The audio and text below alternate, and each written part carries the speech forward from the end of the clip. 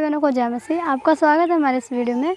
और आज का जो हमारा टॉपिक है वो है कि यूट्यूब पर जो लोग प्रचार कर रहे हैं, तो आपस में ऐसा मैंने देखा, क्योंकि मैंने काफ़ी वीडियोस देखे और प्रचार मैंने सुना, तो उनमें कई प्रकार की बुराइयां जो आपस में हो रही हैं और जो कि काफ़ी गलत बात है, क्योंकि वचन से मैं बताऊंगी आपको, और ऐसा करना नहीं चाहिए। लेकिन एक प्रचारक दूसरे प्रचारक के पीछे इस तरह से बुराई करने के, इस तरह से दोष निकालने के लिए लगे हुए हैं, इस तरह से टांग खींच रहे हैं कि आप गलत हैं हम सही हैं, या हम सही हैं आप गलत हैं। इस तरह से ऐसा हो रहा है, जो कि वचन और जो कि व्यवस्था हमें बताती है कि हमें ऐसा नहीं करना चाहिए। क्योंकि जब परमेश्वर के पुत्र यीशु मसीह इस पृथ्वी पर आए और जब उन्होंने प्रचार किया, परमेश्वर के सुसमाचार को सुनाया लोगों को, तो जो फरीसी और शास्त्री लोग थे, तो उन्होंने प्रभु की बुराई करी कि ये अपने मुँह से बड़ाई करता है और ये अपने आप को परमेश्वर का पुत्र कहता है। तो उस पर परमेश्वर के पुत्र यीशु मसीह ने ऐसा नहीं कहा कि तुम लोग गलत कह रहे हो या कुछ उल्टा सीधा कह रहे हो। तो उस वक्त प्रभु ने सिर्फ एक ही बात कही कि हे पिता, इन्हें क्षमा कर, ये नहीं जानते। तो आज भी अगर हमारे सामने कोई भी प्रचारक चाहे गलत प्रचार कर रहा है या सही प्रचार कर रहा है, तो हमें अधिकार नहीं है कि हम उसके अंदर दोष निकालें, क्योंकि दोष निकालने वाला वो परमेश्वर है और निर्णय लेने वाला भी वो परमेश्वर है। तो हमें सब कुछ उस परमेश्वर पिता के हाथों में छोड़ देना है। हमें अधिकार नहीं है कि हम एक दूसरे की बुराई करें। तो इस तरह से मैं उन भाइयों को, उन बहनों को बताना चाहूँगी जो एक दूसरे की बुराई कर रहे हैं, जो एक दूसरे की निंदा कर रहे हैं, ये बहुत ही बुरा काम है। और ऐसा करके हम प्रभु को क्रोध दिला रहे हैं, और ऐसा करना हमें शोभा नहीं देता। क्योंकि वचन से, आइए हम कुछ वचन देखते हैं। तो उस वचन में हम जब आप देखिए मत्ती अध्याय 7 के 1 और 2 पद में कि दोष मत लगाओ कि तुम पर भी दोष न लगाया जाए, क्योंकि जिस प्रकार से तुम दोष लगाते हो उसी प्रकार से तुम्हारे पर भी दोष लगाया जाएगा। यहाँ वचन हमें साफ सुथरी बात बताता है कि हमें दोष नहीं लगाना है, क्योंकि हमें जो भी कुछ कहना वचन से कहना है। क्योंकि परमेश्वर ने ये आज्ञा हमें दे दी कि दोष मत लगाइए, चाहे वो गलत प्रचार करें चाहे वो सही। क्योंकि परमेश्वर सबके प्रचार को सुन रहा है, वो सबका लेखा जोखा देख रहा है कि कौन किस तरह से कर रहा है। तो ये जो मैंने बातें देखी तो मुझे बहुत ही हर्ट हुआ कि क्यों ऐसा कर रहे हैं, क्यों काफ़ी लोग इस तरह से वीडियो बना रहे हैं कि कुछ समझ नहीं आता कि वो करना क्या चाहते हैं। अपनी जांच करिए, अपने बारे में सोचिए, अपने आप को दिखाइए कि हम सही हैं कि नहीं। वचन से दिखाइए, परमेश्वर के सम्मुख दिखाइए, लोगों से वाह लेने के लिए, परमेश्वर से तारीफ लेने के लिए, कि परमेश्वर को फ़क्र हो और परमेश्वर को गर्व हो कि ये मेरा बेटा है। हमें नियम और आज्ञा से चलना है, वचन से चलना है। और अगला वचन याकूब अध्याय 1 के 21 पद में बताता है, इसलिए सारी मलिनता और बैर भाव की बढ़ती को दूर करके उस वचन को नम्रता से ग्रहण कर लो जो हृदय में बोया गया, जिससे तुम्हारे प्राणों का उद्धार हो।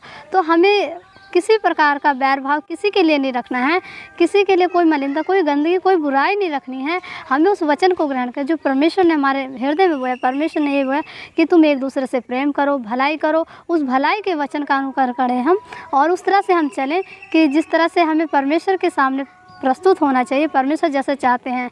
इसी तरह से काफ़ी और भी वचन हैं जिसमें लिखा है याकूब 1 के 26 पद में जब हम नीचे पढ़ते हैं, यदि कोई अपने आप को भक्त समझे और अपनी जीभ पर लगाम ना दे और अपने हृदय को धोखा दे, तो उसकी भक्ति व्यर्थ है।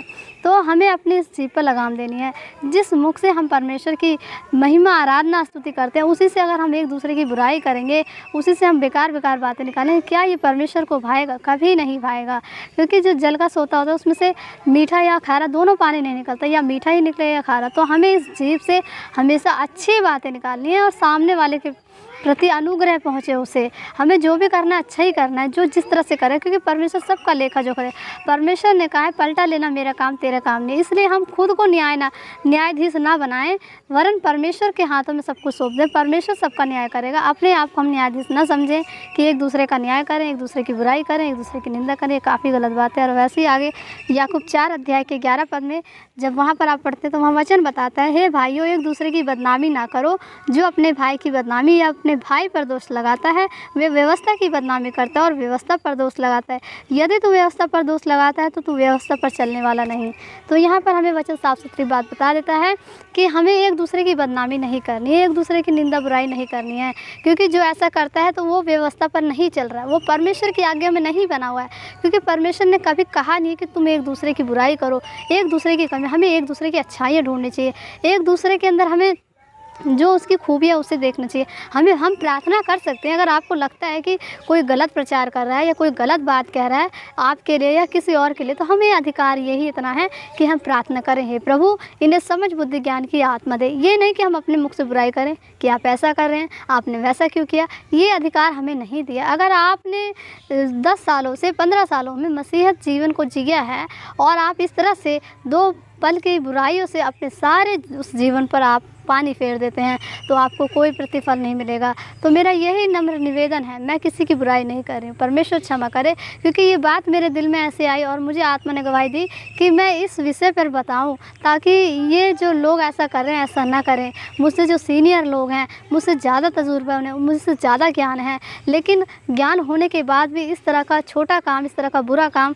करना शोभा नहीं देता मेरे प्रिय भाई बहनों। तो मैं यही चाहूँगी कि आप लोग बुराई ना करें, परमेश्वर के भय में रहकर अपनी परख करें, अपने आप को परखें कि हम वचन में बने हैं या नहीं। हमें कोई अधिकार नहीं दूसरे पे दोष, हमें इतना ही अधिकार है कि हम प्रार्थना करके उसको सुधारने के लिए, हे पिता आप इन्हें समझाइए, इन्हें समझ बुद्धि ज्ञान की आत्मा में, क्योंकि शैतान यही चाहता है कि मसीह लोगों के बीच में झगड़ा उत्पन्न कराए, मसीह लोगों के बीच में बैर भाव करे, ताकि वो परमेश्वर के सामने लड़के और बड़े उससे कह सके कि ये तेरे बच्चे क्या कर रहे हैं। तो हमें अपने परमेश्वर के, अपने पिता की सर को ऊपर करना है, उनके सर को नीचा नहीं करना है, क्योंकि जो वचन हमारे अंदर बोया गया है, जो बाइबल हमें मिली है, हम उसके अकॉर्डिंग चलें। हम एक दूसरे को सुधारने के लिए सिर्फ प्रार्थना ही करें, ना कि अपने मुंह से उनके ऊपर दोष लगाएं कि आपने ऐसा प्रचार किया है, आपकी मिनिस्ट्री में ऐसा हो रहा है। हमें कोई अधिकार नहीं है, जो जैसा करेगा वैसा भरेगा और परमेश्वर सबका न्याय करेगा। अंत का समय निकट है, हमें परमेश्वर के भय के साथ भक्ति करनी है, एक दूसरे को सुधारने के लिए प्रार्थना करनी है, यही अधिकार हमें मिला है और इसके अलावा कोई अधिकार नहीं है कि हम एक दूसरे की बुराई करें। और अगर आपको मेरे ये विचार सही लगते हों, अगर आपको लगता हो कि हाँ मेरी बातों में कोई सच्चाई है और परमेश्वर की आत्मा ने मुझे ऐसा कहा है, अगर आपको थोड़ा भी विश्वास हो तो इस वीडियो को ज़्यादा से ज़्यादा आप लोग शेयर करें, ताकि उन लोगों तक पहुँचे कि जो लोग ऐसा कर रहे हैं, शायद परमेश्वर का आत्मा उन्हें समझ दे और वो ऐसे कामों से फिर पीछे को हो जाएँ और फिर नए सिरे से अपने जीवन को बिताएं और परमेश्वर के भय में रहकर इस तरह का प्रचार करें, इस तरह से लोगों को समझाएं। क्योंकि हम लोग ऐसा करके ना, जो कलीसिया होती है, जो नए मसीह लोग होते हैं, उनके मन में भेदभाव उत्पन्न हो जाता है। वो लोग कहते हैं कि ये प्रचारक ऐसा कहता है, वो प्रचारक ऐसा कहता है, तो वो जितना सुधरना चाहेंगे उतना ही वो बिगड़ते चले जाएंगे। उनके अंदर कन्फ्यूज़न हो जाएगी, हम किस प्रचार को समझें, किस प्रचार को मानें। इसलिए जो भी कुछ कहा जाए वचन से कहा जाए, वचन के अनुसार चला जाए, तो ये हमारे लिए भी और सुनने वालों के लिए भी काफ़ी अनुग्रहकारी होगा। इस वीडियो में इतना ही कहना चाहूँगी। इसी तरह से कुछ ऐसे ही अच्छे से वचन के साथ, परमेश्वर की महिमा के साथ अगली वीडियो में मिलूँगी। तब तक के लिए जय मसीह।